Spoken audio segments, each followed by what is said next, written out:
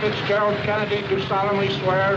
I, John Fitzgerald Kennedy, do solemnly swear that you will faithfully execute the office of President of the United States. that I will faithfully execute the office of President of the United States. Come on, let's begin.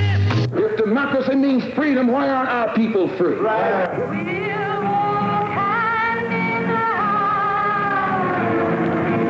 As he was waving back, the shot rang out and he slumped down in the seat. I will do my best. That is all I can do. It's been a hard day's night. And we just cannot now dishonor our word or abandon our commitment. This, then, my fellow Americans, is why we're in Vietnam. University of Iowa students gathered in front of Old Capitol this afternoon for a rally as part of the nationwide student strike protesting the United States involvement in Cambodia. I still have a dream. We want to thank communications student Dorothy Fung, who put together this video. It was recently shown in the University Theater production of Hair, which some of you may have seen, and it includes some footage from KCRG TV, so we wanted to give credit to them. Today, the streets of Iowa City are filled mostly with football revelers, but during the period between 1968 and 72, the University of Iowa campus and downtown Iowa City were the focus of often violent confrontations over the Vietnam War. Our panel tonight brings together a group of current and former Iowa City residents who were thrust into the swirl of activities surrounding the war protests of the late 60s and early 70s. People from a variety of backgrounds and professions are participating tonight in the panel. The panel was organized in conjunction with the Iowa City Public Library's fall book discussion program, Iowa Time Slice 4, The Heartland in Flux, Losing the Past. One of the books discussed in the series last week was Friendly Fire by C.D.B. Bryan, the gripping account of an Iowa mother's search for the truth concerning her son's death in Vietnam. Co-sponsored by the Iowa City Public Library and with the University of Iowa Global Studies Program as our on-campus host, funding for the library's Time Slice 4 came from the library, the Friends Foundation, and the Iowa Humanities Board. Panelists tonight include former Johnson County Sheriff Maynard Schneider, and maybe you want to raise your hands as I introduce you so people will know who you are.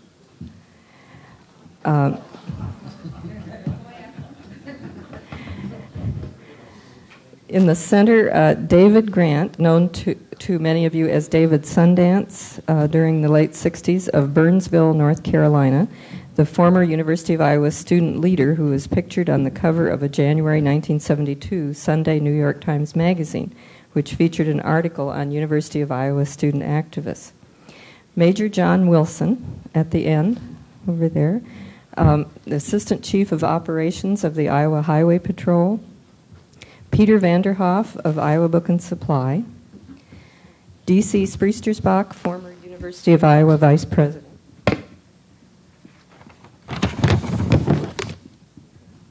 and James McCue, University of Iowa Professor of Religion and former co-chair of the Citizens Committee Against the War in Vietnam. Is Darrell Woodson here? Darrell Woodson was to be a member of our panel. He was the KCRG reporter covering those times. It's possible he might still come in. Also, Bo Salisbury, who is not yet here, a former UI student activist and editor and columnist for the Daily Iowan, is not yet here but may arrive. And the Reverend Ron Osborne of Perry, now of Perry, Iowa, a former University of Iowa campus minister, and Mori Costantino, former president of the Iowa City chapter of the Women's International League for Peace and Freedom. We want to invite those of you who are present in the audience with recollections of the anti-Vietnam War protest era to participate in the discussion after the panel presentations. We want to emphasize that tonight's session is being videotaped by City of Iowa City cable TV staff. The use for the tape will be to be cablecast on the library's local cable channel 10 And it also will be added to our lending collection to become part of the archive of Iowa City history that will help posterity to understand all of the different eras in Iowa City history. And you can check it out later from that collection. Our purpose tonight is not to dredge up bad memories, but to show how times and people change, and also especially to record an interesting period of Iowa City's history. I would like to introduce David Grant, who is our panel moderator. He was here from 1965 to 1973 as a graduate student and spent 2 years in the University of Iowa Writers' Workshop. You may remember him as the figure of death at many protest rallies of that time. He left Iowa City in 1973. This is his first time to return to Iowa City. His career since 1973 has been totally consistent with his socially conscious activities while he was here in Iowa City. He now is a consultant with RSVP, the Rural Southern Voice for Peace, and acts as a consultant on community organizing for people around the world and around the country who are interested in changing their conditions. He's also been in public access TV production at some point, right? And served a stint in the Peace Corps in the Philippines and worked in a soup kitchen in Seattle. So he's had a great career. David? Thank you. Welcome. Welcome in beauty and in health. Welcome in remembering and welcome in being here now. Welcome to my mother, who drove up from St. Louis, our hometown. Stand up, Mama, and let them welcome you in beauty and in health. All right. And welcome to my fellow panelists, farmer allies and farmer adversaries. May we not be too harsh nor too moderate in our acknowledgments. Welcome to those of you here who are the powers that were in those days. And welcome to those of you here who are the powers that will be. For we are here to speak of power. I am myself welcomed by simply being here in this place, Iowa. It's been over 21 years since I stood in this land of beauty and bounty. In many ways, I claim this place as my birth. But most of all, welcome to those who are not here in body. Welcome to those spirits of the dead, the men and women of the militaries, American and Vietnamese. And welcome to the spirits of the other veterans who died, the men and women of the anti-war movements, American and Vietnamese. For those were the times when limited versions of the truth were used to blindside honest men and women into committing unspeakable deeds in the name of love of country. For those were the times when a fitful groping towards compassion led many, Americans and Vietnamese, to struggle, by and large nonviolently, to bring an end to that obscene carnage. Here in this country, we were a motley collection of innocents and realists, of the angry and of the gentle, of the religious and of the hedonists. Let me tell you my story from where I stood, for I was, as they say in the tests, all of the above. I came to Iowa as a transfer junior from Notre Dame in the fall of '65. I chose Iowa because of the Writers' Workshop and because it was a big state school that seemed non-elitist. I also had a strong curiosity about farmers and farms. Bombs were falling, almost quietly at first, but I knew they were falling, and before long I was in the streets. My convictions were philosophic, not tactical. I thought then and think now that all wars are unjust. I donned the robe of death, a brown hair shirt burnous. For a couple of weeks I attended classes and walked the streets dressed that way, as death. I burned my draft card, and I burned some money as well, to let the suckers know how really free I was. I marched and speechified, and I smoked and ingested various dopey substances. I was at an anti-war teach-in in Phillips Hall, as I recall, when a guy not much older than I limped on a cane to the podium, uninvited, and in the most chilling voice snarled, "I've been there, and my buddies are still there in it, and when they get back, they're coming for you." That's all he said, then he limped away. Not much later, I burned babies, plastic dolls, with a tape recorder screaming children's squalls. Dressed as the Grim Reaper, I used my scythe, a farmer's tool, to turn the dolls so they melted on all sides. One of the locals threatened me when I almost let the small American flag I had attached to the scythe touch the ground.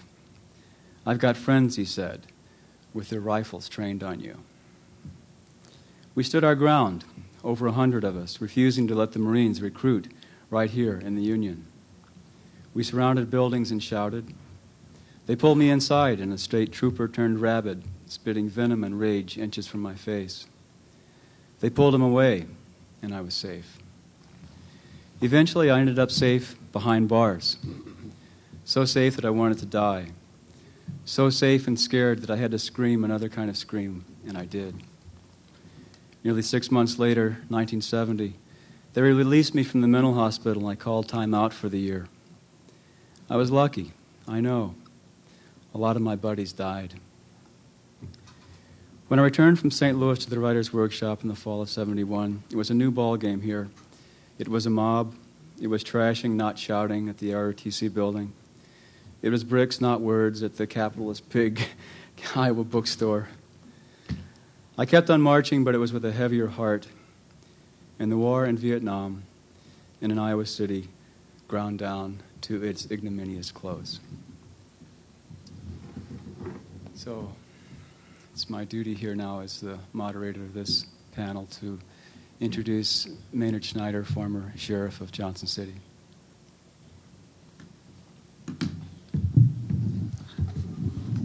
Thank you, David. I guess my memories date back to the 60s, 67.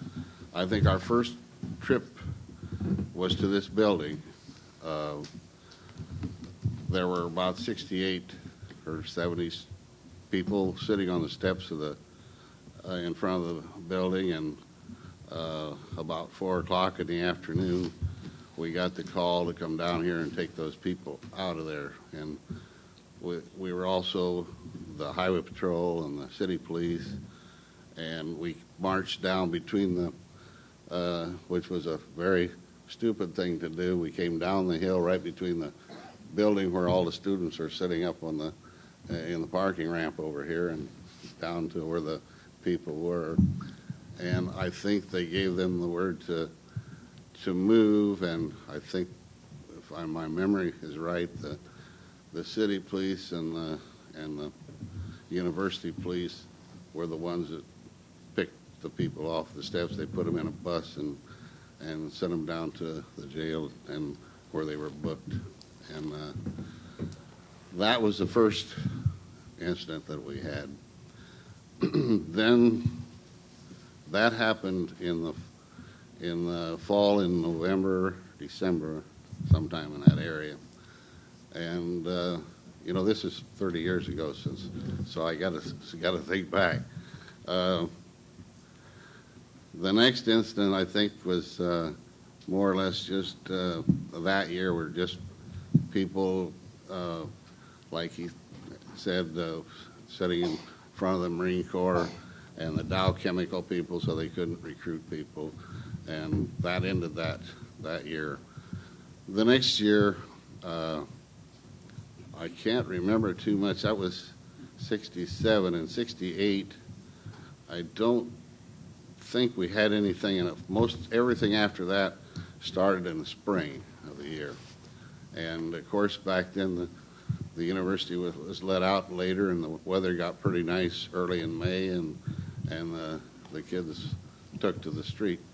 So in the real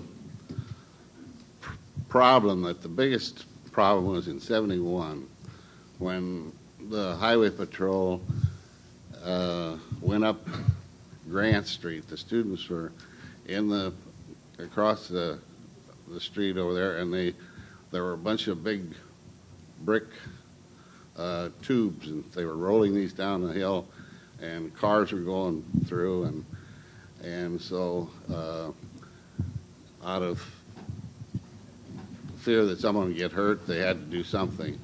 And so the patrol,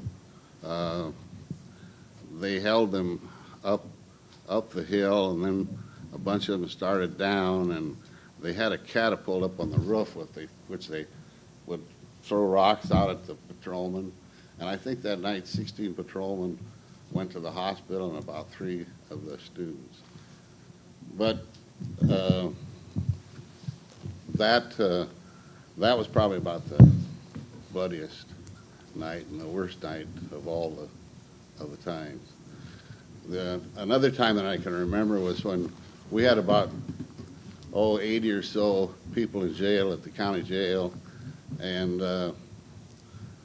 they decided they were going to come down to the jail and break the people out. And they had about 3,000 students sitting on Burlington and Clinton Street. And we had people in the group. I mean, we always had people with the people, so we knew what was going on. And they were sitting down there a long time debating, and some of them said, well, I'm not going down there with that sheriff's office. That Snyder's going to kill us. He's too mean. I'm not going down there. But finally they got enough of them started, and they started down. Well, the Iowa City Police were supposed to come and help us, but they hadn't gotten there yet. So we ended up with, I think we had 12 sheriffs, myself and 11 deputies, and we knew we weren't going to let them get on the courthouse, because if they did, they'd have broke every window in the courthouse. And so we went out on the street and we waited until they started down. Once they started down, then we started up the street. But they didn't know that we had an instrument that we just bought not too long ago, which was called a pepper gun, a fog gun. We didn't have gas in it, but we had a lot of smoke in it. And when we turned that on, the 3,000 students, the ones in the front, they stopped. And that thing shot fire and everything. And pretty soon they broke, and they went back. And the back ones trying to keep them from going, keep going. Of course, the leaders were all in the back because they kept the dummies up in front. But they were trying to get them to go. But those kids up in front, they didn't want more of that. They took off down the street, and they never stopped, the whole bunch of them, until they got back down on the campus. And we sat with 12 guys that night with 3,000 students on the campus. They didn't know that, but we had 12 of us held that whole bunch on the campus. We did nothing. We just sat out in the street, and we talked to them, and they stayed over in their part of the street, and they were happy because they were safe. But that was a night. No one got hurt, but it handled. Our biggest problem is we didn't have any. I don't suppose any of us had much training in crowd control. I mean, we all were officers, and we knew what we had to do. We're peace officers. We know if someone was breaking the law, we're supposed to arrest them. And so if we arrested them, then we got into trouble. Sure, thank you. I love this position. I have to ask you to complete your remarks. Okay, let me finish this. I never was one to not have some words. Anyway, so now I lost my position. Where was it? That was. I was saying that we had no training in crowd control, so I'm thankful that we got through all this with no one getting killed. I mean, it could have been serious. There was many a night that just one little mistake, one little thing out of order, and we could have had probably some dead people. And we were lucky for this. I mean, we may have had a lot of bumped shoulders and a lot of hair pulling and all this kind of thing, but we didn't really anybody get seriously injured. And that I'm thankful for. Thank you very much. Former University of Iowa Administrator D.C. Spriestersbach. Is this on? Okay. My memories of the period are shaped by the fact that during those times I was a member of the central administration of the university. our primary offices, it's a little hard to believe today, but they were located in Old Capitol. The president, several vice presidents, and a collection of other offices. Well, my memory, my recollections of those times are highlighted by particular moments. Now, Maynard said, or implied, my memory of many of the antecedents of those events are now hazy. But highlighting those moments may contribute to an understanding of the zeitgeist of those times. During the first spring of unrest, I was temporarily away from campus. We weren't expecting anything. A group of protesters, and there were a lot of antecedents, many of which are hazy now, but the bottom line was that they demanded to see then President Howard Bowen, but failed to get to see him. And in frustration or whatever, they sat down on the steps of Old Capitol, blocking its entrance and refusing to leave. They were arrested and taken to jail and processed and released. Among those arrested, and it's not to put a finger on him, but to identify that it wasn't just students. I remember a number of them, but the one I remember in particular was Professor George Farrell. That summer, Howard Bowen resigned as president of the university, in part, I think, because he was not comfortable being a populist. Though I worked with him a great deal, to this day, I have no idea what his personal views of the issues of those days were. Howard Bowen was followed as president by Sandy Boyd, who believed, and I think still does, that issues can be resolved by dialogue. And so he sought opportunities to engage in discussion with students. He went out and sought opportunities to talk with them.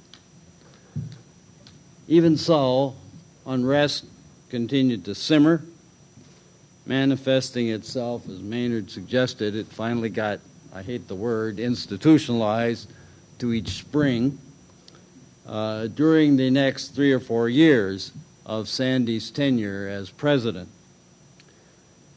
During those times, Sandy, he was adamant about a number of things, and one that he was adamant about was that the university should not be turned into an armed camp, and that we had to find ways to protect the safety of the students and the faculty and the staff and safeguard university property so that we could continue with the missions of the university in an atmosphere conducive to study and learning.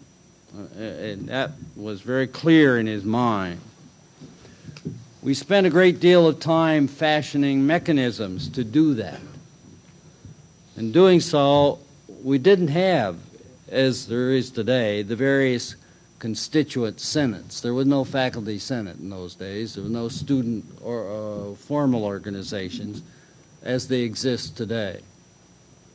When the first deliberate destruction of university property occurred, it was clear that we did not have the necessary structures in place to prevent it. We developed a structure for the second spring of discontent. A lot of people today aren't aware that there was such a structure. David probably does, but not too many. It consisted of a central executive group, a group of faculty and staff observers with communication capabilities with the central group, and building guards consisting of faculty and staff. In light of the rapidity of developments on campus, there were no deliberating committees. Executive decisions were made in a kind of martial law mode.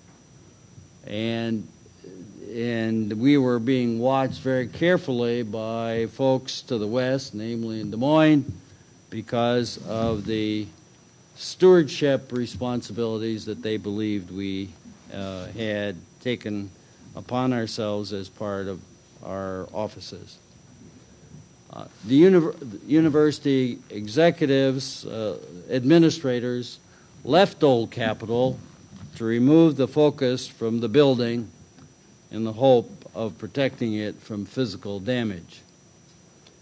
One spring, the headquarters was located incognito, to most people, I think, at Oakdale, then twice at West Lawn. We had a kind of war room, which included a large campus map on which we plotted the gatherings of groups and constantly updated it with information that came in from our mobile observers, who had mysterious names like Orange and Blue. In fact, our network was so complete and current that the Iowa City Police were given approval at their request to place an observer in our headquarters. I became dubbed the General. Two actions dealt with by the headquarters group stand out for me.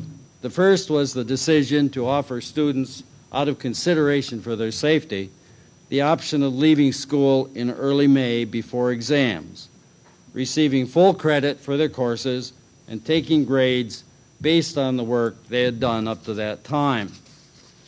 Many students took the option and left, and others stayed and completed their courses in the regular way. The other was the activity, and Maynard touched on it, that developed around Hillcrest Dormitory.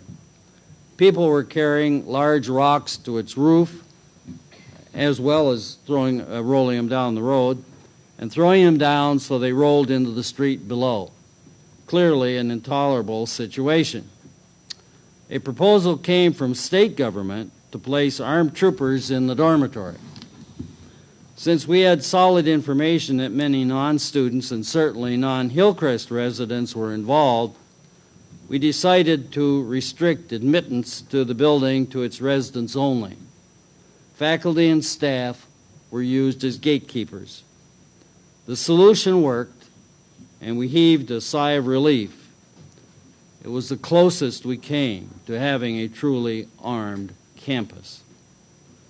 Subsequently, with fine cooperation from the local state troopers, we arranged for unarmed troopers to stroll through the campus, chatting with students, and in that way making their contribution to calming a very tense atmosphere.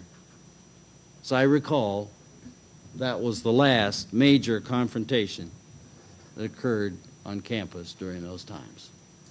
Thank you very much. Professor of Religion, Jim McCue.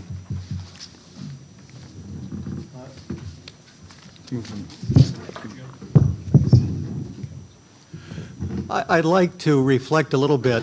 This is actually the first time that I've been invited to look back at these events since they happened.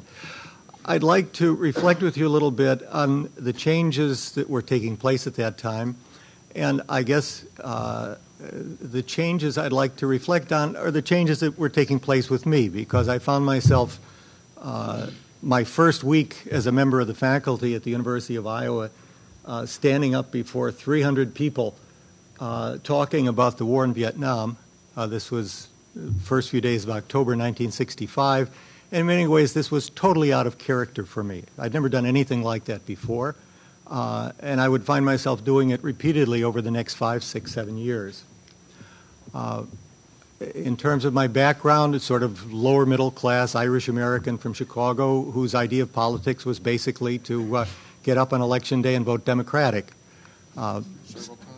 Still seems an altogether wise thing to do, but at any rate, the only political issue was labor union issues. The Democrats were for labor unions. We voted for them. The Republicans were against them. We voted against them. That was that. And my role as a citizen of the United States was basically to do that every couple years, every 4 years, however it turned out. This changed in the late 50s and early 60s initially in connection with the civil rights movement. As a citizen of the United States, I found myself challenged in a way that I had never been before, to act publicly to try to bring about some kind of change. So spent some time marching in front of stores. I can still remember one of my glorious moments. We were still out on the East Coast at that time, and went down to Cambridge, Maryland, spend a day holding a sign saying, an 8-hour working day. No one could ever explain what connection that had with anything, but at any rate, I marched up and down for civil rights carrying an 8-hour working day sign. This was for me, as I think for many people of my generation, a very transforming kind of thing, because it forced upon me a much broader notion of responsibility than what I had sort of grown up with. At approximately the same time, late 50s, early 60s, I began becoming somewhat detached from some of the main lines of American foreign policy. And in the early 60s, this began focusing on Vietnam. I can remember still a very important book for me. Some of the old people around may remember it, Bernard Fall's The Two Vietnams. The power of the book was that Fall was in favor of the American position, and yet he gave it seemed to me, a careful, sensitive appraisal of what was going on that I found myself moving in a very different direction from him. And I can still remember the day it was reported he'd stepped on a landmine near the line between North and South Vietnam, feeling a tremendous sense of personal loss. This was a very important person for me. I never met him. At any rate, when I was still teaching at Lehigh University at that time, when a petition came around, I think it must have been the fall of 1964, asking people to co-sponsor a national teach-in in Washington on the Vietnam War. I signed on. It turned out there's only one other person at the university that I was at who did that, but I didn't know who was doing it and who wasn't at the time. At any rate, in the summer of '65, I came out here, and Larry Barrett, who ought to have one of these time slice programs devoted entirely to him. I mean, it's certainly an Iowa City institution. Larry Barrett, before there were computers, somehow or other picked my name out from the Washington, D.C. thing, recognized it in the Iowa City paper as an incoming faculty member. Before I was even on the staff, Larry had lined me up to give a talk on the war in Vietnam. At an event that I suspect some of you were at, though it probably got lost in all the other events. This was over in the chemistry auditorium, 300 and some people sitting in the aisles. Ellen Spitzer chaired it. Donald Justice, George Ginsburg's, I think it was his name, and myself spoke. And this was kind of a launching for me. There evolved over the course of the next couple of years a lot of talk. We were talkers. In the spring of '67, we formed the Citizens Committee Against the War in Vietnam. Burns Weston and I were the co-chairs. Lyle Henry was the treasurer. Jerry Dingle was the secretary for a while, and then the person in front of me, I think, took over in that capacity. We were, if you will, the genteel anti-war organization. We were legal. Resist was the other organization. We made a point of being legal. We wanted to provide a framework, forum within which people who did not want to break the law, who did not want to roll rocks, could nonetheless identify themselves publicly as being opposed to the war, could do what little we could find to do to try to change hearts and minds, an expression of the period. Two things I just want to call attention. Some of you will remember the famous Des Moines Register ad with 599 names on it, published the 5th of November, 1967, 2 days after the 110 people were arrested at the Union. And then just a final comment. I think students have been greatly criticized sometimes for their illegal actions and that sort of thing, but I would just point this out. although I was fairly visible for 5, 6, 7 years, talking in churches in Washington, Iowa, Cedar Rapids, Iowa City, before the Jaycees in Burlington and this sort of thing, never once in all that time was I ever asked for my views on the war, say, for television. Never. All television was interested in at that time, I don't think it's really changed much, was marching in the streets, the breaking of windows, why people were doing what they were doing, or why people were opposed to the war. This did not seem greatly of interest. The Press Citizen was quite open on this. I see Jack Grant out there. He wrote a lot of letters. Hannah Weston wrote a lot of letters. The newspaper was very open. TV wanted pictures of broken windows. And I remember the night after the windows were broken, because nothing was happening, they showed them again, while commenting that nothing is going on at the moment.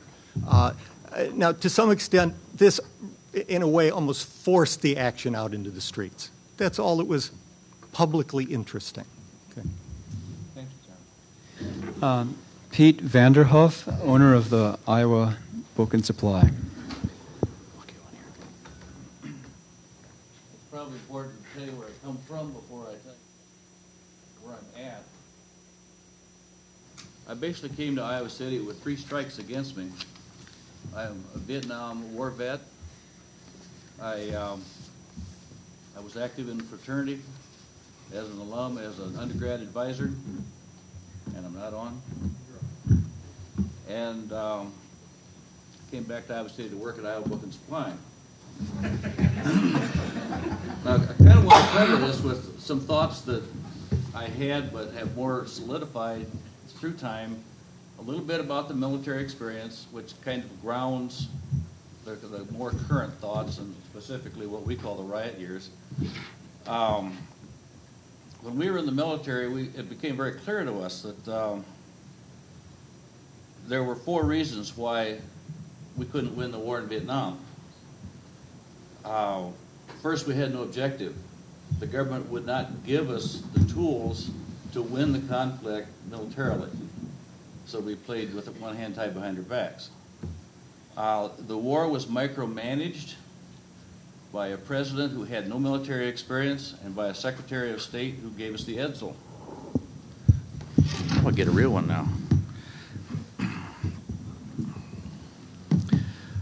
The American people were very clear, even back in '65 when I was involved in the war, that we didn't want to be there. And I'll tell you that the people in the military under those conditions didn't want to be there either. The one thing that kind of came out of this, and one of the things that I worked very hard to prevent, was the attack on the ROTC. I believe it's very important that the military leadership has a lot of people from our colleges that are our college graduates. They're people like you and me. They bring a very grounded look at what's going on. I think we would not have as good a leadership if most of these folks came out of the military academies. So I feel that they were our representatives in the military. I did return to Iowa City in the fall of '68 to work at Iowa Book, and one of my jobs was to sweep up the glass at 2 in the morning every weekend, the first weekend in May. My thoughts on the riots. I felt that they continued after the first year. I don't think there's anything that could have prevented the riots in the first year, but I felt that they continued because our administration chose to take the soft approach. Now, it's probably right because nobody really got hurt, so that's fine. I had a very strong conviction that after the first year, the riots were supported very heavily by outside interests. If you're watching the Visha riots up in Ames, that used to be a great function. But now Des Moines empties out and all the other campuses go up there for the party, and they get quite destructive. I think that's the only thing currently that you can see that might even give a clue to what it was like back then. As far as I know, nobody entered Iowa Book and Supply after the windows were knocked out, and there was no merchandise ever taken from the display windows. It was kind of interesting. The students would come out, knock the windows out, then they line up in front of the store and not let anybody mess with them. So so that was fine. I really wasn't upset about having the windows broken. That was a function of our location primarily, and I'd rather have my windows broken than have a different location. However, I was disappointed in that the military was singled out to be the anti-war scapegoat. Believe it or not, these people were then and still are only carrying out the dictates of our government, the people that you voted in yesterday. Now, we're real fortunate that we live in a country whose military answers to the civilian leadership. There are some countries that doesn't happen. I only hope that when history repeats itself, the American people are more effective in picking their targets to show their displeasure, because our politicians are the only ones that can get us into a war, and they're also the only ones that can get us out of a war. And if we're more effective, maybe it won't take 9 years to stop a bad one next time. Thank you very much. Has Darrell Woodson come into the room? No. Okay. And Ron Osborne, Reverend Ron Osborne, former University of Iowa campus minister.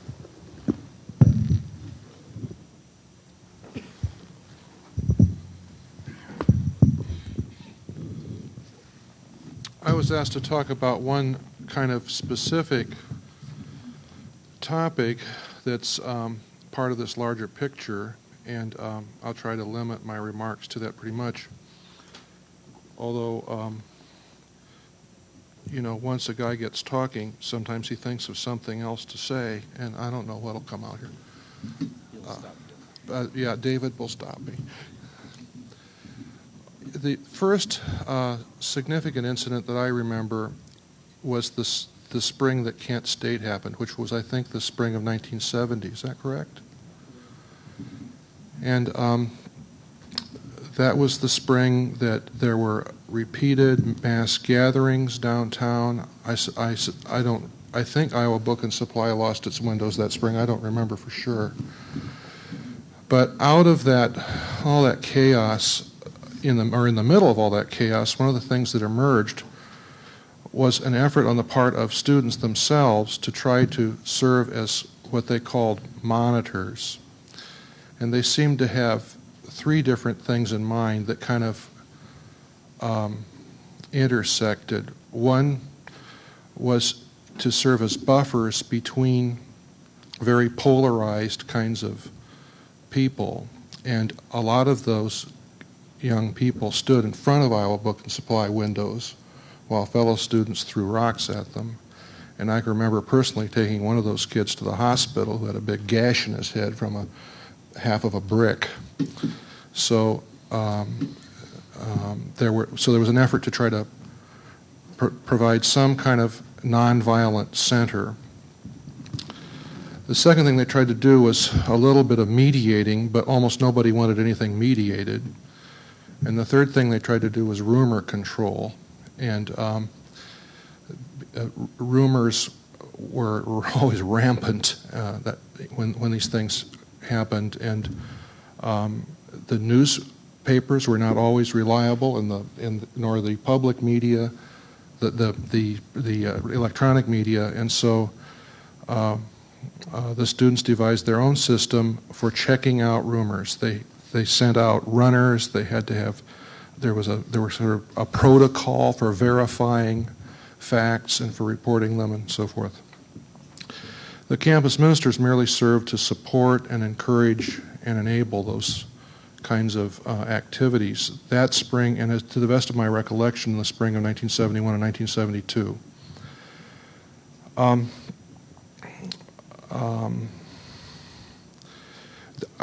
In retrospect,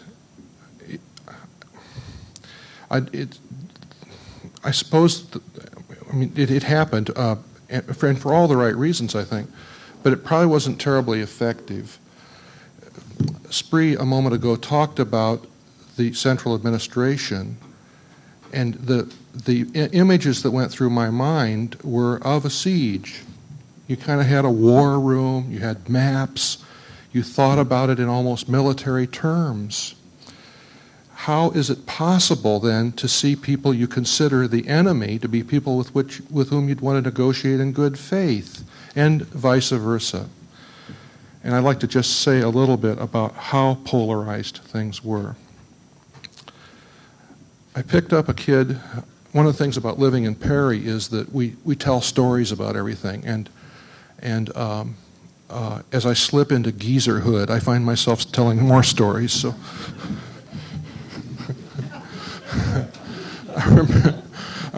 I remember picking up a kid who was hitchhiking up North Dubuque Street towards the campus, and so I made chat with him. Where are you from? Oh, I came down from Madison. Or what'd you come down for? Oh, I came down for the Revolution. It was just very matter of fact, like I'd come down for a football game for the Revolution. And I said, oh, is that so? He said, yeah. And I said, well, do you think it will be better here than in Madison? And he didn't get it. And then as I let him off, he says, I can kill with either hand. And I didn't know what to say. Like, do you say, well, that's pretty good. What about your feet? What do you say? This was the only outside agitator I ever saw. All the rest of us were just folks who lived there. The second memory I have about this kind of polarization is the memory of police, and I don't know who they were. It was probably a mixture of policing departments, chasing students into one of the West Side dormitories, blockading the doors, and then lobbing tear gas inside. That's a fairly polarized kind of place from which to maintain public order, it seems to me. And a third memory I have is of the state legislators showing up, including Charles Grassley. You remember that? Who proposed that the university adapt as a policy for promoting faculty social adaptability. And buttons appeared all over campus with faculty members wearing these I am socially adaptable buttons. You remember that? Anyway, it was a time of enormous polarization, of rage, of anger, and that's what I remember. Thank you. Major John Wilson of the Iowa Highway Patrol. Could you move the microphone to you, please? I was a resident of Iowa City back in the late 1960s. I was 22 years old when I started in the patrol, and most of this started about that time. And we, as this group tonight was introduced, it was introduced as a group that was going to discuss a confrontation over the Vietnam War. The State Patrol did not come into this, nor did law enforcement come into this as a confrontation over the Vietnam War. We came into this because laws were being broken, and it's our job to deal with that. State Patrol was called in to support and back up local law enforcement. We had an excellent relationship with many, many good officers from a lot of good departments that were involved in this situation, including then Sheriff Maynard Schneider, Chief Pat McCarney from the Iowa City Police Department and all of his officers, and many of the other officers in the area that we were asked to support. We felt this was a good community and still feel that way. We did not look at this as a University of Iowa problem as much as a problem with a small group of radical protesters that found themselves mixed in with the University of Iowa students.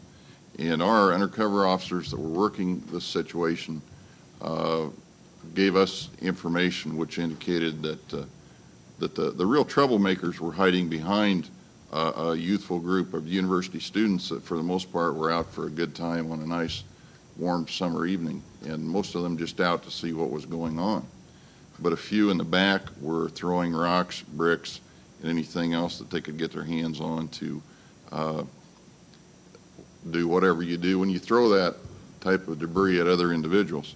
I recall starting right out here in front at the Memorial Union with a blockage of the building when Marine recruiters, I believe, as I recall, were inside, and the protesters were not allowing anyone else in the building. we came in and we were novices in this kind of a situation, but we learned from this, and we became pretty good at trying to deal with a riot-type situation. I was on the corner of the intersection where the Iowa Book and Supply store was located, where the windows were broken. At the police station, which at one time throughout this occurrence was bombed, at the corner of, I think it was Washington and Clinton, when the officer right next to me was hit in the mouth with a brick and was injured. And we did have serious injuries. We had several officers that, down through the several years that this all occurred, ended up in the University Hospital for surgery as a result of injuries. I was at the corner of Riverside and Burlington when they rolled the culverts down the hill that the sheriff alluded to. When the crowd stopped vehicles, pulled a camper off a truck and burned it at that point. On the Burlington Street Bridge, when I was really concerned that a student or an officer would end up going over the bridge rail and drowned. I thought someone would be killed before this was over. I was on Hillcrest and up at the dorm when they did have the catapult that they were hurling large projectiles down at officers, and I wasn't hit there, but several of our officers were. Later in the evening, I was at University Hospital and saw several officers that had been injured. We stayed at the Ramada Inn on the north side of Coralville. We brought in over 200 officers to try to deal with this, and we were here for several years. I was on the interstate when the group went out there and blocked the traffic on the interstate and set a fire.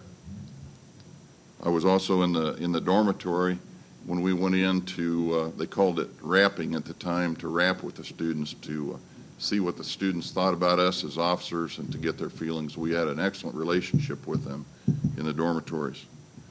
I was in several of the university buildings, classroom buildings, on a security detail when we were afraid of fires. And I remember somebody getting on a phone and ordering pizza. How many did we want? We wanted just as many as they could bring down. And I think we probably ordered about 30 of them, and there was about a $200 bill for those later on, and nobody seemed to know who had ordered them. But we ate them because we were hungry and we worked hard. I lived here in town. I had acid on my carpet in front of my apartment door that my son stepped on. I had blood all over the door of my apartment because protesters did not like law enforcement officers. We saw flag burning, we saw draft card burning, we saw buildings burning, and our leader within the State Patrol at that time on the street was a man named Lyle Dickinson. He was a captain in the State Patrol. And he worked with Sheriff Schneider and with the police chief and the university in directing our officers and did an excellent job. He was an excellent leader. And he said at the time something to the effect that this was a very sad day for the state of Iowa and for Iowa City throughout this time period. And it really was, and it was definitely that for law enforcement. But for us, it was a job. We found if there was a line drawn in the sand, I guess, throughout all of this, we were on one side of that line because it was a job. But if it had been an option, I think most of us would have stayed right on that same side of the line. It's been a long time ago. It's been 25 years, and there have been a lot of changes. But one thing that hasn't changed, and David Grant mentioned being in jail, the thing that hasn't changed is that law enforcement officers are still charged with the duty of protecting lives and property and of enforcing the law. And we've still got a jail over there, and we would deal the same way today with anybody that wanted to violate the law. Thank you. Thank you very much, Major. Mori Costantino, former president of the Women's International League for Peace and Freedom. Well, John, you just shot one of the nice things I was going to say about the police today. I was going to say, for the most part, the police now avoid exacerbating tense situations, diffuse confrontations, and generally treat people with respect and restraint. But with a comment like that, well, you hear what I've got to say here. See if that still fits in. Thank you, Larry and Carol, for including me. The only woman on this panel, as you can see, and most of the men here for the most part, had a power status in our community. My position as president of Women's International League for Peace and Freedom had no status. Our members were not decision makers. Yet, I believe our membership's persistent, careful, behind-the-scenes activities contributed to the kind of police force we have now in Iowa City. I don't know about the highway patrol, though.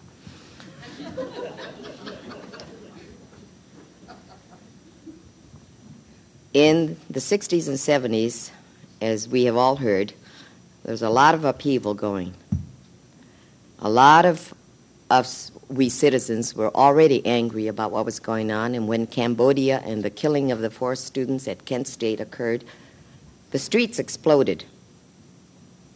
The police were totally unprepared for handling masses of angry people. Their usual method of apprehension and arrest was stymied.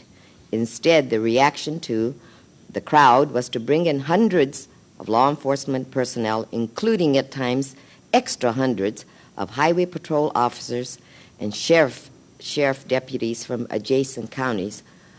Those of us who were there will remember Blackie from Stroud from Davenport. Oh, God. Never forget that.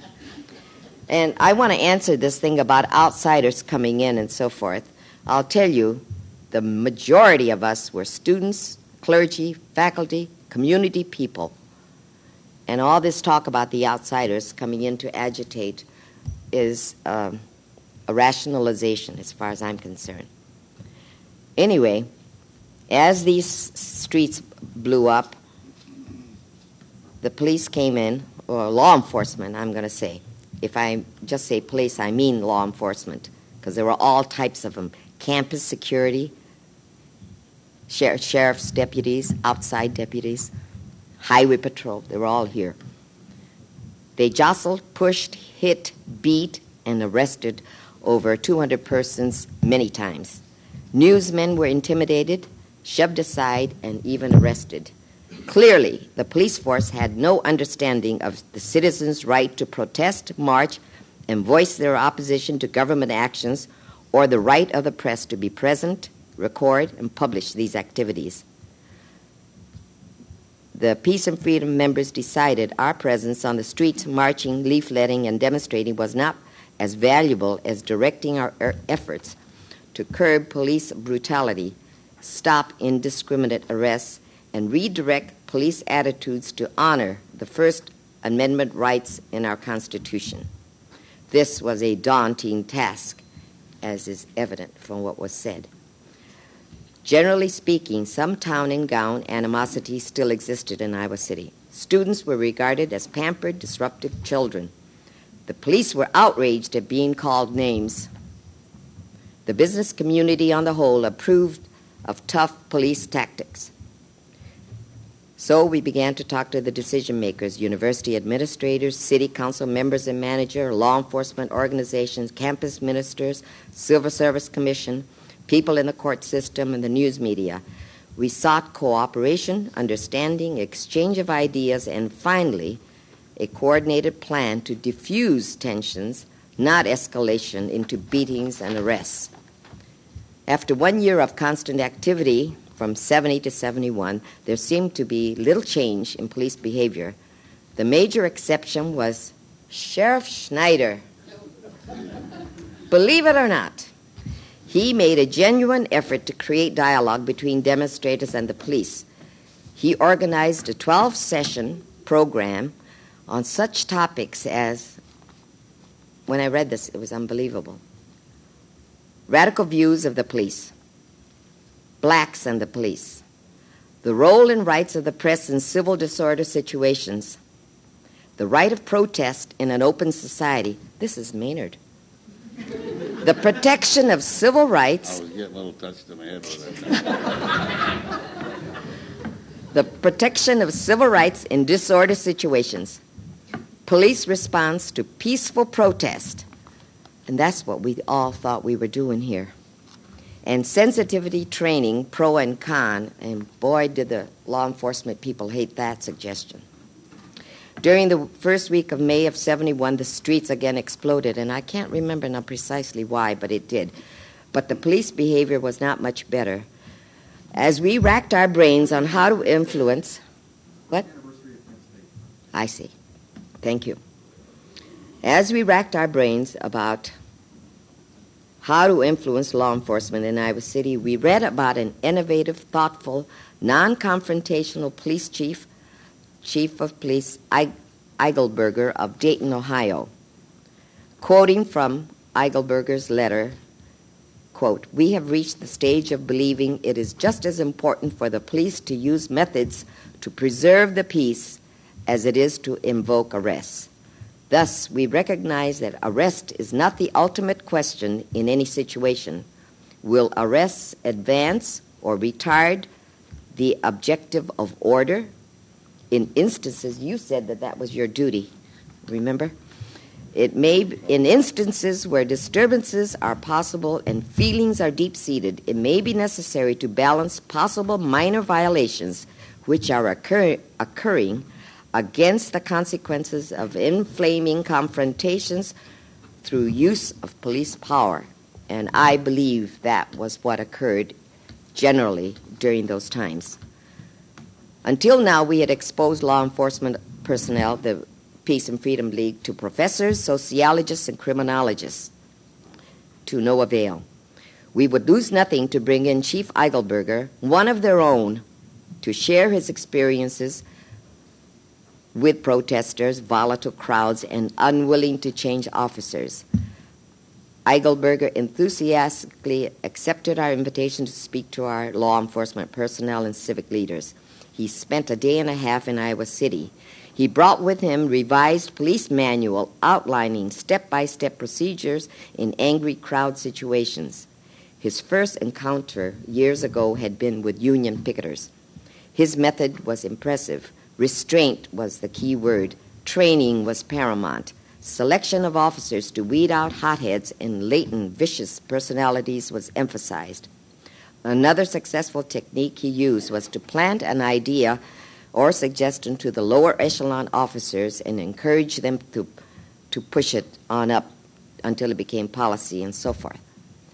Anyway, all this was done behind the scenes, quietly, as we interviewed the law enforcement people and tried to suggest that there were other ways to handle the crowds and confrontations. And I don't know if we succeeded or not, but at least that was the beginning for police recognition that confrontation was the last thing you did. Okay, thank you very much.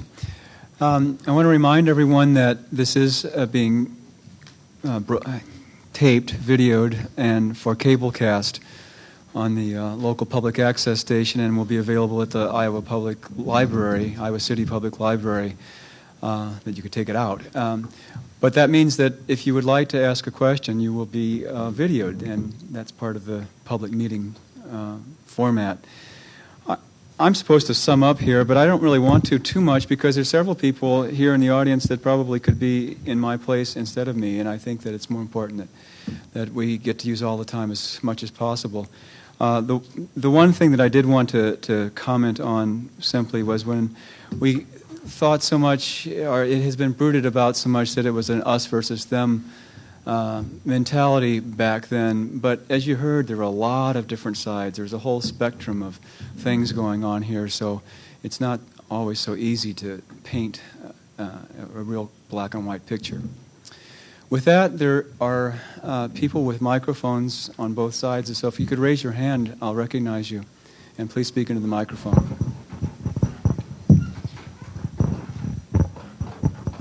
This talk about what kind of a job law enforcement did. I had an automobile business down on Burlington Street, and I realized very early on what a tremendous job the law enforcement people had, and I thought that with the facilities that they had and with the mass of opposition that they faced, that they did a marvelous job. I talked to Sheriff Schneider and Pat McCarney and several others because I was having a great deal of trouble. And I just want to tell you that all this talk about negotiation And all this talk about dialogue, of course that's important. I won't argue that for a minute. But the point really wasn't whether the war in Vietnam was right or wrong to those of us who were being accosted and our property was being destroyed. The point was, are we going to have anarchy, or are we going to have people who obey the law in some order in this town? And the point also was a matter of academic freedom. Is the university going to be able to be open and to function properly? One of my people in my business, a young man, had his young wife was enrolled in the university, and she came into our place one day, and she was crying, and I said, "What's the matter?" And she said, "I tried to go to school and I couldn't go." And she said, "There was a big burly fellow there that wouldn't let me in the door." Well, just to give an example about how well does dialogue work in this thing, I tried it. I had two young men come to me and tell me that on such and such a day my business would be closed to support the anti-Vietnam War effort. And I said, no. I said, I'm in the automobile business. I am responsible to these people that need help with their whatever it is their vehicle needs. And I said, I will be open, and if you have a problem, you bring your car in and we'll work on it. Well, that just didn't do any good at all. That just made me a target.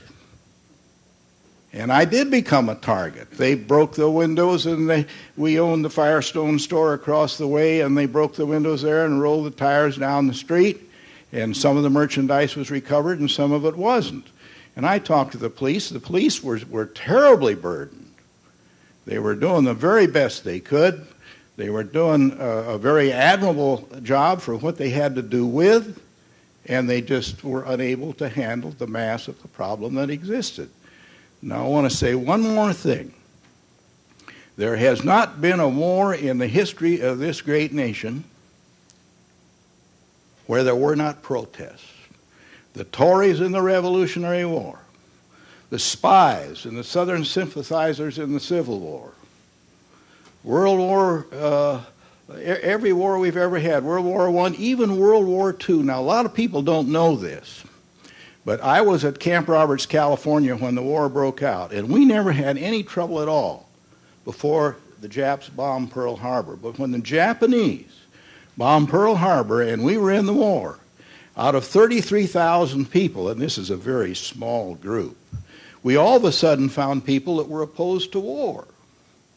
And we all of a sudden found people that I was on a Section 8 board, which studied people that had characteristics, not crazy, had characteristics that were undesirable to the service. Some of them acted crazy, but they weren't crazy. And we didn't have anybody. We had no business whatsoever before the war. When the war broke out and people started being shipped out as replacements to the various combat theaters, we started getting people, now a very small number. Out of about 30 to 36,000, depending upon how many were in the camp at that time. It was an infantry replacement training center. We would get, maybe 5 or 6 a month. But they had all kinds of reasons why they shouldn't be involved, and that was a remarkably low number. But some of them were just absolutely comical. They would try to act crazy. They would try to come up with all kinds of stuff. So there were people that didn't want to cooperate in World War II. Every war has had that problem. And I go back to this one thing. The saddest part of this whole thing was not what happened to us who got our windows broken. I think the saddest part was that anarchy ruled for a while in this wonderful city. And I think that was too bad. And I also think it was too bad that aid and comfort was given to the enemy in Vietnam who might otherwise have capitulated, but was given great aid and comfort by people like Jane Fonda and by people that were protesting the war. Now, that's all I've got to say. I know that falls hard on the ears, but that's the way it was. Fine, thank you. Over here. To pick up from that last comment, I just wanted to point out that the Vietnamese people fought against the Chinese people for 1,000 years. And no matter what we did to them, they wouldn't have capitulated until the whole place had been paved over into a big parking lot. I don't think that being a young nation that's only been around for a couple hundred years, I don't think we have a full grasp of that kind of dedication and tenacity. I was real glad that Ron Osborne pointed out some of the distinctions among the protesters, that it's not so amazing that some people pitched rocks through the window at Iowa Book and Supply. Maybe they didn't understand the concept that publishers give short discounts on textbooks, and they were, dissatisfied with the buyback policy, and this was a good opportunity to get back or whatever. But I know that Dan Clark here has explained to me that the people that were interested in nonviolent protests, even involving breaking the law, were also committed to nonviolence and were the people that were standing in front of those windows, trying to persuade the hotheads or whoever they were that pitching bricks through windows was not going to advance any cause. To try to pull it together and keep from rambling and try to keep it somewhat concise, I just want to say I wasn't here that much. I wasn't here in town that much, but I participated in the anti-war movement, and I think that our motivation was, as the fellow from the Highway Patrol characterized his motivation, was to preserve life and property and the rule of law. I mean, it's significant damage if a brick goes through a window. It's significant damage if a brick collides with your face. But at one point, we were trying to get enough people together to illustrate what would happen if one of those bomb craters that fall day after day in Vietnam landed on the Pentacrest, and how little of the Pentacrest would be left. And I'm not sure that we got enough people together to make a ring that big. Mm-hmm. So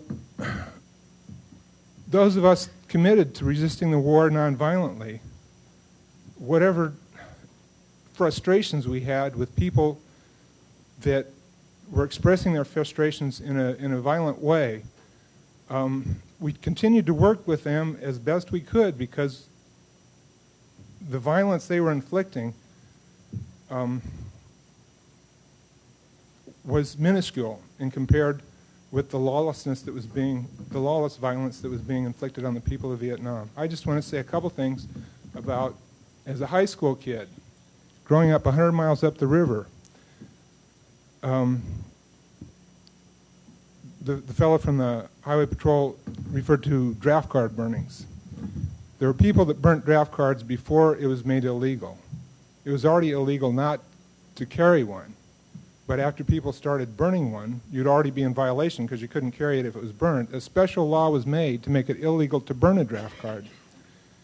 The first person to burn the draft card after the law was made to make it illegal was David Miller at the New York Catholic Worker. The second person was Steve Smith, right here on the Pentacrest. That's right. It was on the front page, and it had a dramatic impact on me trying to understand my relation to the draft, and when it came time for me to register for the draft. By the time he went to trial, he had trimmed his beard, and it was only on page 3 instead of page 1. I wasn't out that night at the Hillcrest, Burlington Street Bridge, but it was a couple nights later that when we went out to the Interstate 80, and maybe it had become a springtime ritual for some people, but the reason we were there was because it was a direct response to the mining of Haiphong Harbor. They're going to try to mine Haiphong Harbor. We're going to try to shut down, Interstate 80 as the transportation access to this town. And I think it's amazing that anybody actually set foot on the place. I mean, it was clear to us that the pepper fogger was, at that point, it was clear to us that the pepper fogger was just smoking and not gassing. But the thing I want to say most of all is it's a matter of context. The people dedicated to preserving order within our community were trying to protect life, property, and the rule of law in a very localized context. The people that were expressing their opposition to the war were trying to preserve life and property and the rule of law in an international context. Thank you. Yeah. Okay, anybody over here?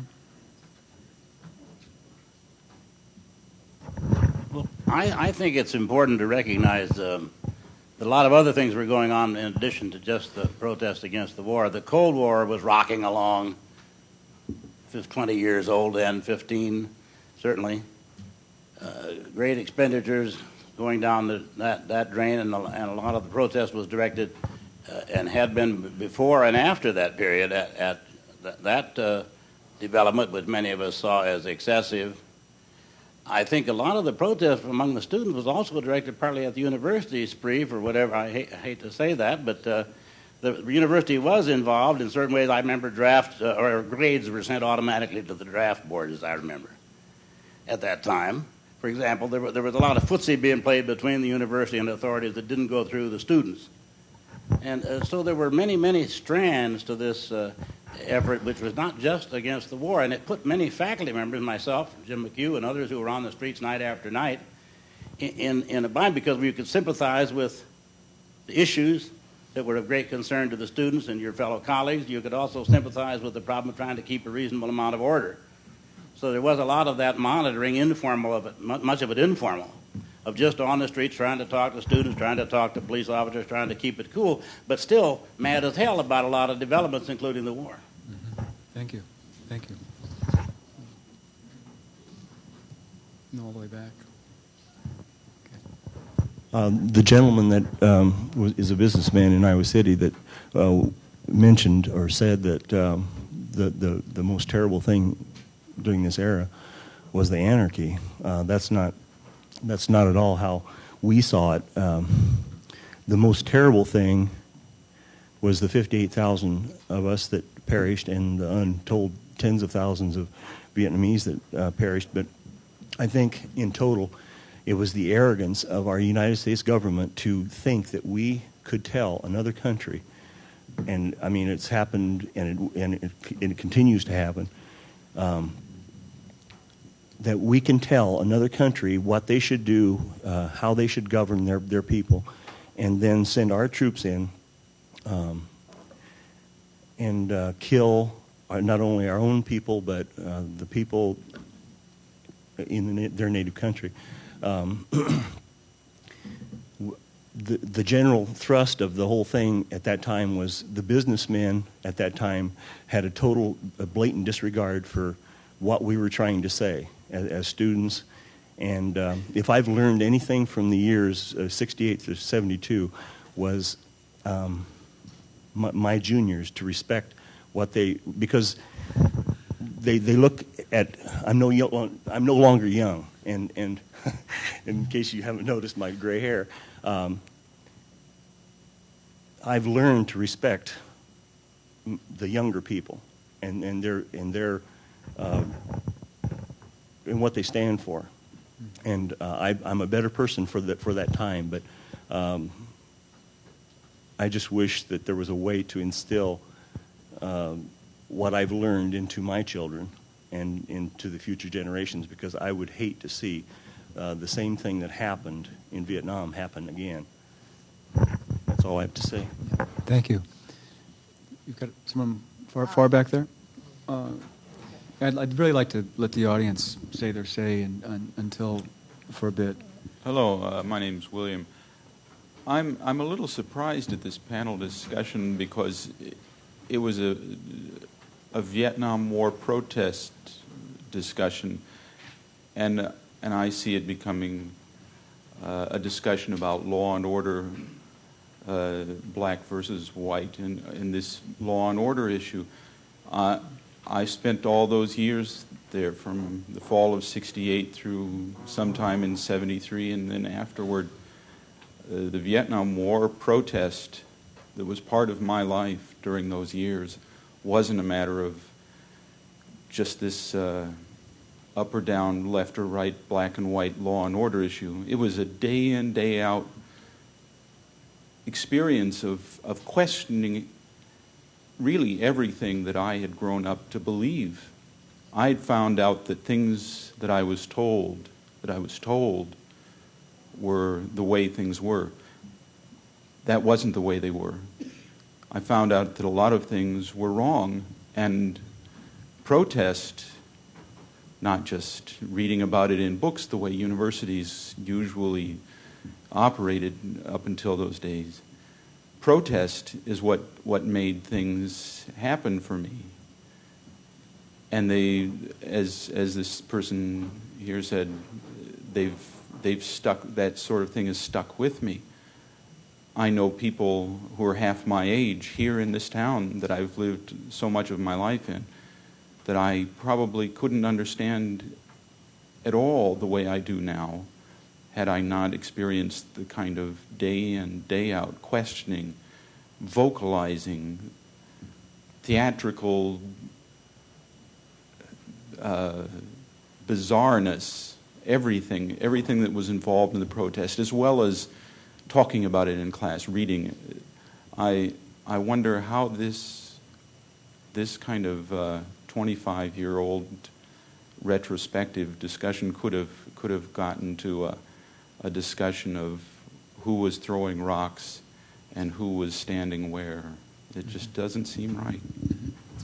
Thank you. Yeah, I think let's go until another 5 minutes or so from the audience, and then I'll open it up to the panel here since we had our shot.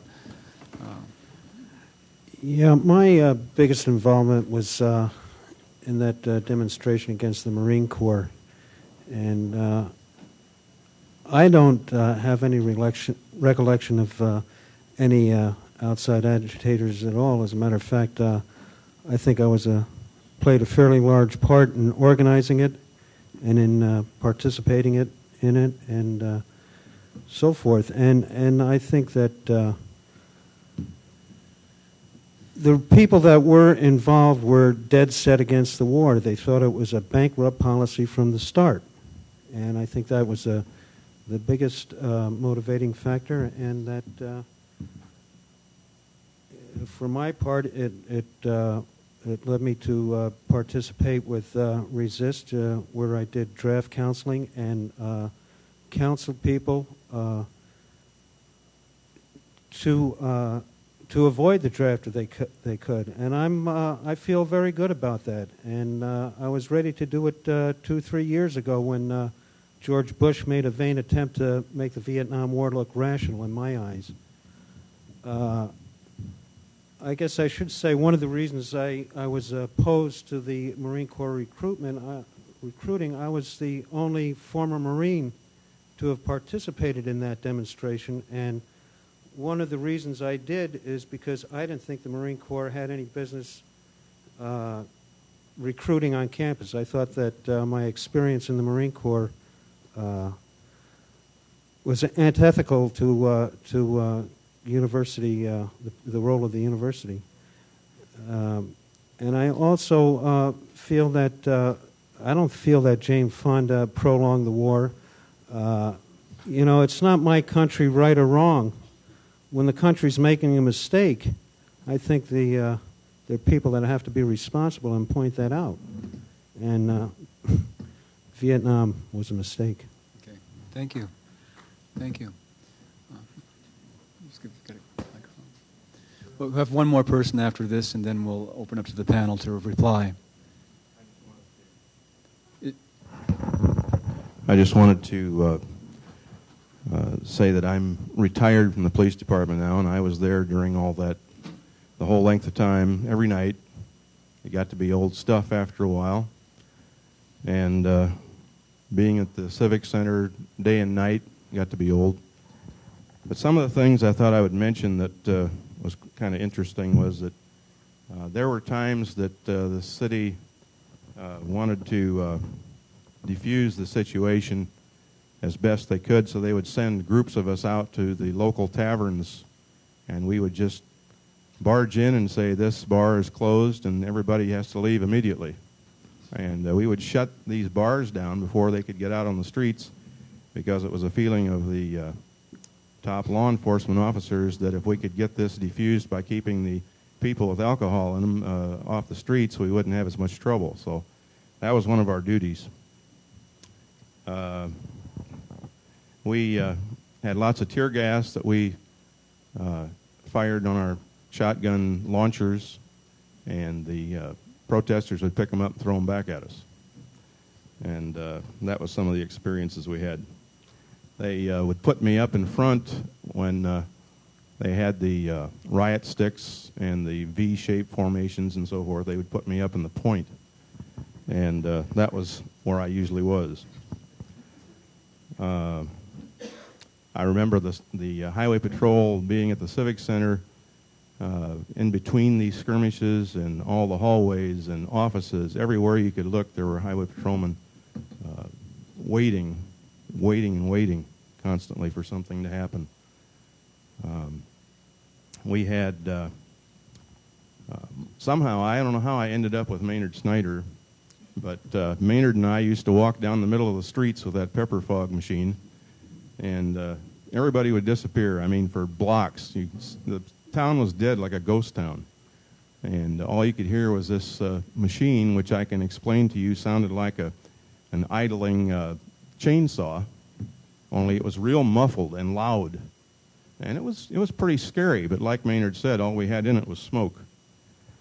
I remember being at the intersection of Clinton and Washington Street, and it was my duty to keep the protesters from being injured because they were all sitting down in the middle of the street, like in front of the Bremer store, and et cetera.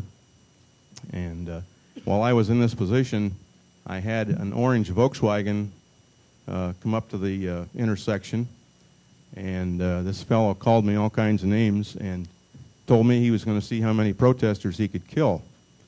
And he accelerated and tried to run over me, and in the process I swung my riot stick at the car and broke off the taillight, and I went down. And at that time we all were on the same radio frequency, and I had a walkie-talkie, and I radioed to anybody that could hear me that I was down, and that this orange VW was heading southbound on Clinton Street. Well, at this time, Blackie Stroud and all of the deputies were behind the courthouse waiting to come uptown. And when they heard about my problem, they all ran as fast as they could to the street. The Volkswagen was coming down the street, I'm sure, accelerated wide open. And these deputies all took a swing at this Volkswagen with their riot sticks. And that car was a big mess, I assure you. But the guy got away, and I would say about 2 or 3 in the morning, the State Patrol did catch him at Benton and Riverside Drive, and he was taken in. And at that time, he was arrested for OMBI, drunk driving. And also, there were other charges that were going to be filed. Well, eventually, the whole thing was dismissed because they found out that this guy was on leave from the military from a camp down south. And so the whole thing was thrown out. He wasn't really connected with this thing in Iowa City anyway. He was just here and drinking and raising Cain. Thank you. Thank you very much. Okay, one more comment here and then a little responses from the panel. I didn't hear the beginning of the program, I'm sorry, but I made a special trip in from Chicago because I was so excited to see this was happening, and something my generation needs, I think, is something like a VFW hall to hang out in and tell these stories. At least I do. So I'm grateful to the people who put this program together. I recognize some of the faces, and I played little parts in a number of these events and saw things that distressed me about everyone involved. But I came to personal commitment during that period that I was real sure that I never ever wanted to work for the military-industrial complex, whatever that meant. My idea of it then was a big bad conspiracy. They were all in it together, and you probably couldn't be gainfully employed without being part of it. But in fact, that influenced a number of career choices and life choices, and continues to today. And as I've been with you a few minutes, I've been thinking about how I think I'm part of a generation that has been influenced by a few moments in time like that. My picture was in the register as one of those people in front of Iowa Book and Supply with my hands over my head saying, "Don't break the glass." And I had people I recognized from academic settings holding chunks of concrete and telling me to get out of the way so they could. I found myself saying, "Nixon wants you to throw that concrete." Funny kind of discourse. I spent time sitting around in the halls at the draft board as part of something we called the Johnson County Shadow Draft Board, and read a lot of Gandhi and Martin Luther King and the heroes of nonviolence during that period. And one of the things I concluded reading Gandhi in the halls of the old post office was that you don't import some foreign idea that's easily dismissed as those people. You start with where you are. Gandhi was a Hindu, and he brought something entirely new, his kind of passive resistance, out of some Hindu roots. He discovered it there. And those days were helpful for me in deciding that I'll never get away from being a white guy from North America, Christian, all of the oppressor kinds of labels that you could throw at me. I figured out I had to accept and redeem in my own life some way if I could. And that's been important motivation to me over the years. One little success story for me, it felt like a success story that was a secret for a while, and now I get to tell it, is that in the course of a series of paying jobs I've managed to have in what I call the peace business, I helped start something called the Iowa Peace Network back in the 70s, and somebody, which is still going and still paying somebody to work for it, and the biggest contributor to that organization for a number of years was the man who owned the Iowa Coach Company based in Cedar Rapids, which regularly sent the charter buses down to send the guys off for their Army physicals in Des Moines. And the one time in my life I've ever been arrested was standing in front of one of those buses in March 1971. It took almost an hour to, Mori was out there. Yes. She remembers that. Yes. It took almost an hour to get somebody to come from the police station a block away to arrest us, because one of the young men had been given the clipboard with a list, and he'd been instructed, you tell the bus driver to move whenever a young man is on that bus and you've checked off every name. And that poor kid was on and off the bus I don't know how many times, coming around in front to us saying, guys, look, I agree with you. I read the New Republic. He gave us his list of liberal credentials, but he still had to tell the bus driver it was time to go to Des Moines. And the whole thing became very personal. We were saying, here are reasons of conscience why I get up at 4 o'clock in the morning to stand in front of a bus. This is what I have to do, and if you have to call the cops, then you should please go call the cops. And finally, after about an hour, he did it. So one time in my life, I've been incarcerated. It had a tremendous effect on me, riding through the streets, just from the post office to the courthouse, a few blocks, after the sun was up finally, seeing folks going about their business and knowing they are free, and they have no idea that I'm not free. I chose to get myself into this, but here I am, locked up, being put away. Nobody knows it. Nobody cares. And that influenced me a lot. I thought real hard. I'm going to do anything I can not to get locked up doing this stuff. The Firestone windows being broken, all the windows that were broken that night. The headline on the register the night. See, this stuff was drilled into my memory like guys who've been in combat in war situations. I have found, over the years, I've found so much in common with the guys who were drafted or the guys who did enlist. Was I ever in a firefight? No. I stood in front of Iowa Book and Supply facing concrete, for example. So I remember the headline exactly, Wild May Lee at U of Iowa, and so on. And the image was anarchy. And even if I agreed with the motivation of the folks who were causing that image, I knew what the result was going to be. It was the kinds of memories that we're hearing all these years later, and they're justified. And I'm somebody who tried to pay attention to that stuff and who has lived the rest of my life trying to figure out how to redeem the symbols, the images, how to do what I can to see to it that folks do get recruited to work in peace careers instead of war careers. I have an ongoing dialogue with him. I haven't met him, but I live in Muscatine, and there's an Air Force recruiter based in Iowa City who keeps calling up my daughter, who's a senior in high school down in Muscatine, trying to recruit her. And we've had some long talks at Air Force expense. And my main point is my daughter can do what she wants because I absolutely believe in her freedom to choose. But I'm working for a day when there's a Peace Corps recruiter in the Muscatine Mall, just like there are 4 military recruiters, and when there are budgets for other options to be promoted to kids, just like you have a chance to try to sell the Air Force to my daughter. I'm sorry I got long-winded, but Thank you. Boy, those were important days. Okay, I'd like to just give the panel an opportunity to respond to the various things coming. Mari, can we do it in an orderly fashion? Well, I was just going to answer Dan right here. Yeah, but I just let everybody do it this way. Ron, if you could start and come here and then that way, and you'll get a shot. Okay. Except that I was last on the speakers panel. You're not going to be last. You're not going to be last this time. Yeah. Not least. Ron.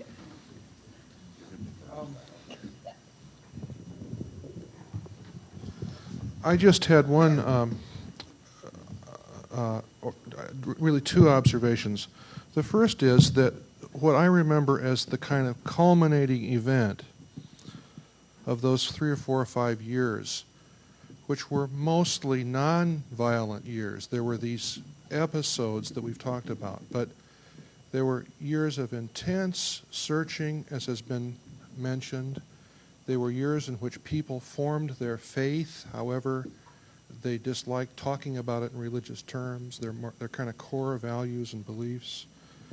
And they were very important years. They were also years over which the meaning of the nation was discussed in fundamental ways, and would that discourse could return in some meaningful way. But I remember the culminating event being the great nationwide moratorium, and I don't remember what year that was, but something like about, what? No, it was the subsequent one.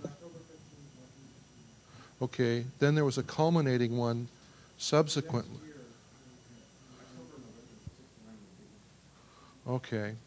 Well, anyway, I remember a totally peaceful thing here in Iowa City with the Pentecrest completely ringed with faculty and students. I remember people walking over from the hospital, all the white from the nurses and doctors and physicians and residents and so forth. I remember that nationwide, I don't know how many million people participated in an effort to try to persuade the government to rethink the meaning of the whole Vietnam thing in different moral categories, and how frustrating that was. The last thing I wanted to say is I also remember another kind of culminating event which happened during a kind of continuation of this discussion in the mid-'80s over the question of divestment. Remember all that? And I remember Jessup Hall being occupied by, I don't know, 50 or 60 students. And there was a negotiated bust. I remember that the police had 10-minute rest breaks to carry out the protesters. And I thought a certain kind of civility had returned in all of that, and kind of respect for different roles, and a kind of a humor even was part of that, even though the issue was very, very serious. About a minute for each one of us, if it's possible. Mr. Spriestersbach?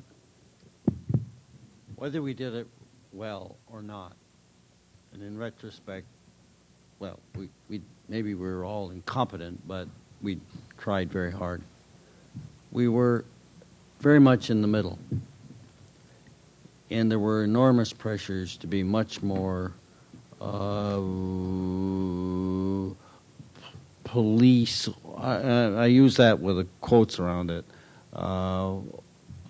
mentality as far as the university administration. We tried very hard to walk a very tight rope. Again, keeping the place open, doing what we thought we needed to do to protect the property, at the same time not curtailing the protest. I don't know whether we did it well, but that was our mission.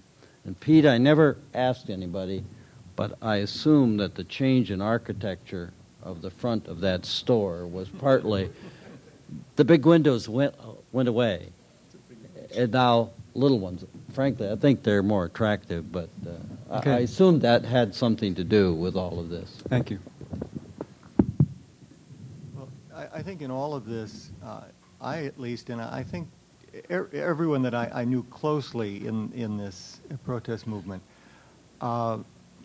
felt something of the pressure of the remarks of the gentleman from the car agency, and that is, we were regularly being accused of prolonging the war, of aiding and abetting the enemy, and I guess it seemed to me that we really were up against a problem that, to put it in very personal terms, at that time I was a new father. We had 3 small children. Since World War II, at least, wars are basically waged against civilians.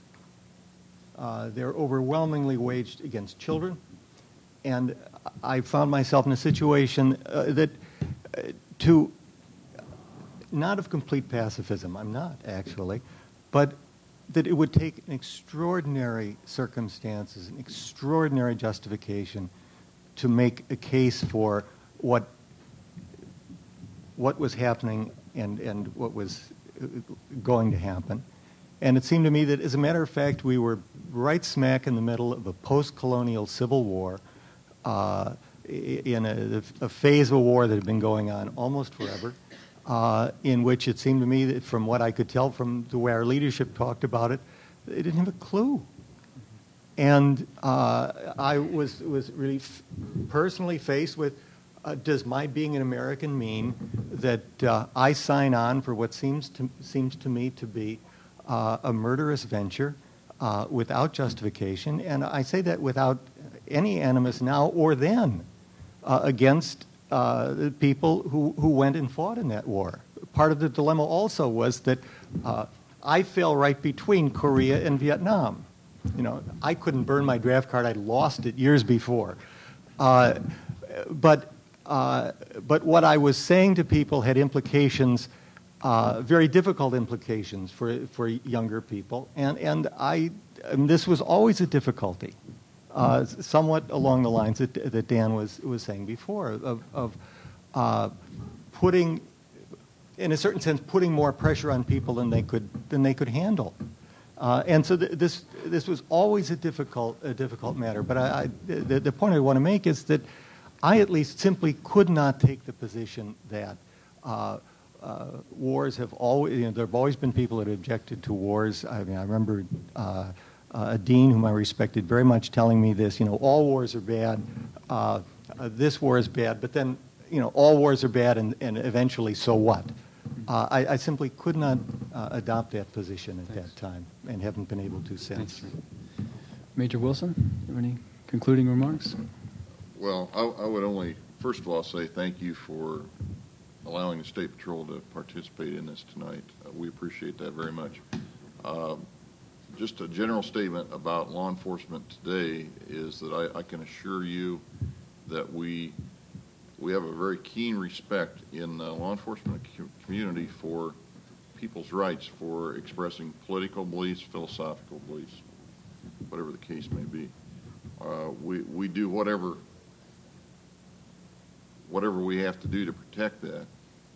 And as was expressed by a couple of gentlemen in the crowd, there are times when even if we find ourselves on 2 different sides of an issue for one reason or another, we can have a respect for each other. We can, as was done back 25 years ago, somewhat work towards the same end, in that even though they had a belief that they were expressing, they still were trying to protect some property. They realized that there's a right way to do things and a wrong way to do things, and that's the only thing that law enforcement's goal is to make sure that everything is done the right way as far as in compliance with the law. And we work extremely hard, and I want to emphasize this.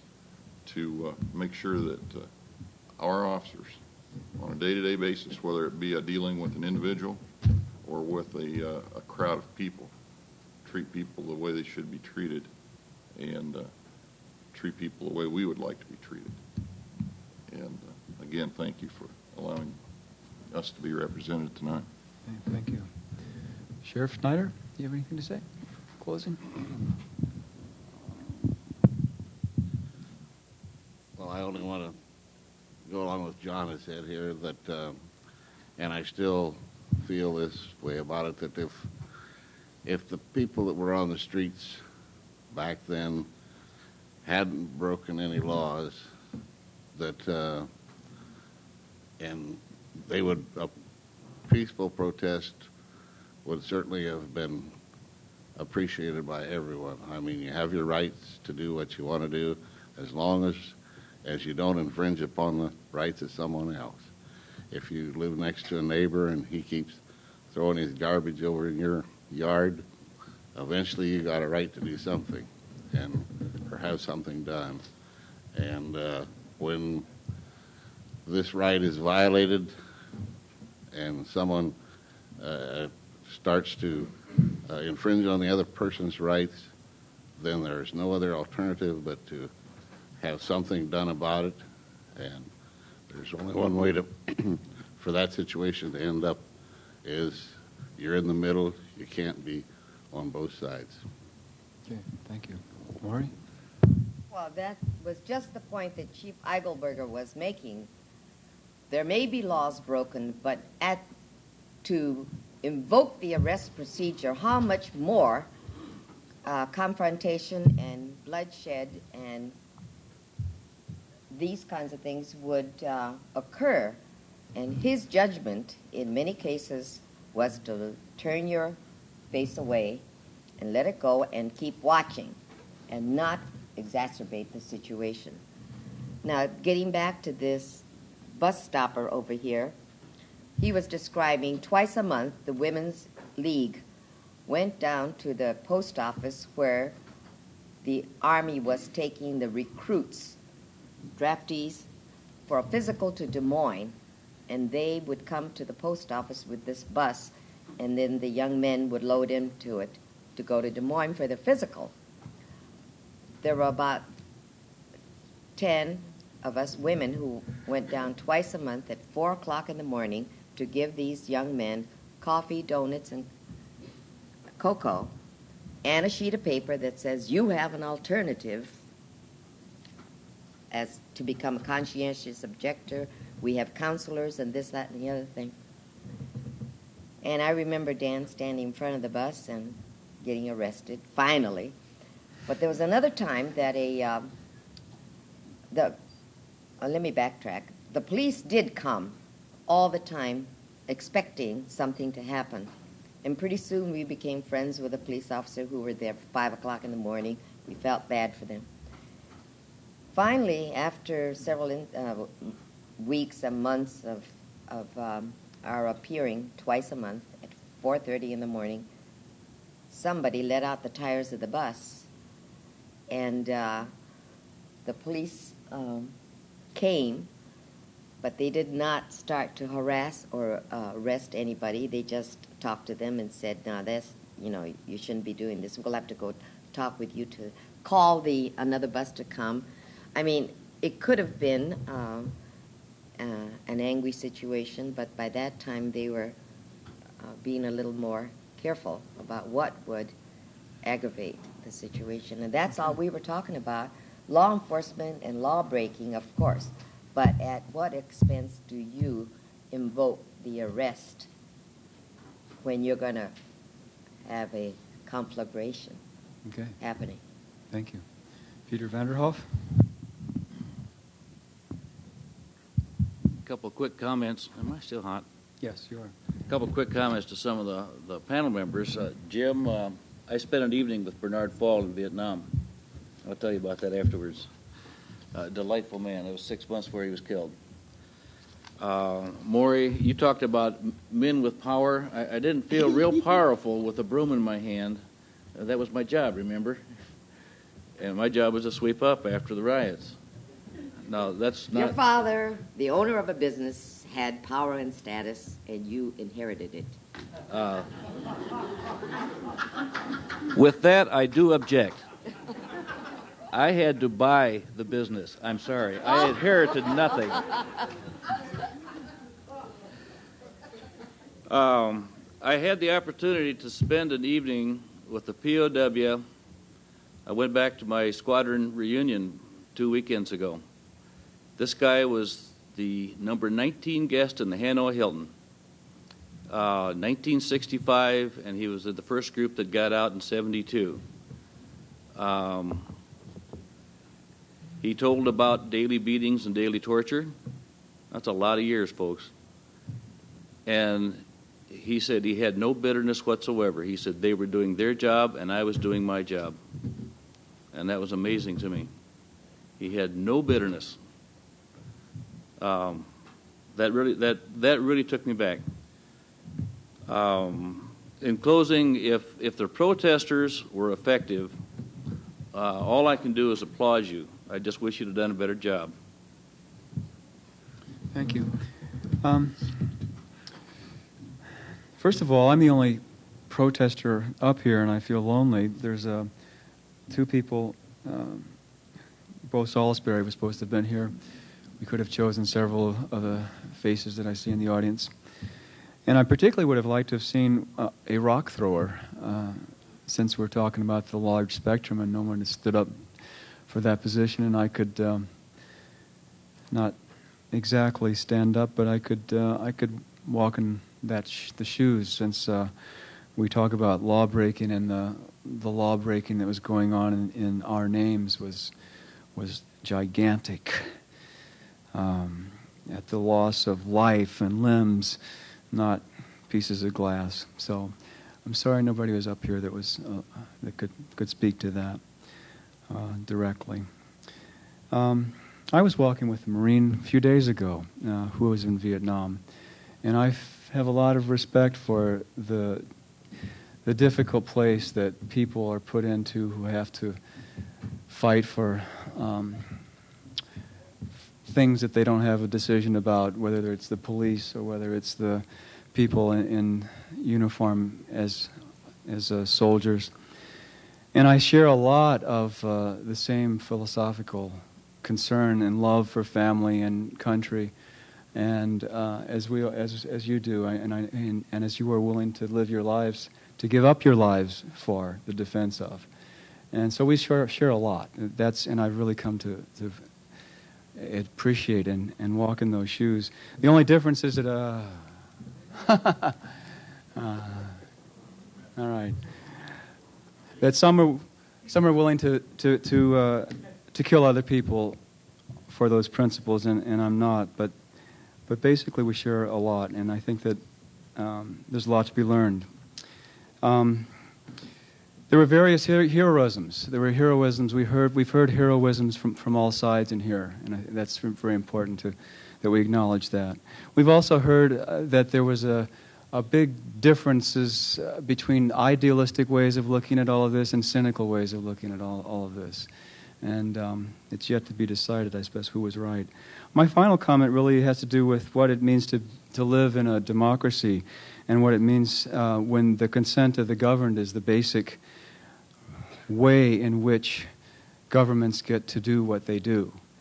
And that when the governments are doing something that is abhorrent, withdrawing the consent and stopping business as usual is the right and duty of people in a democracy.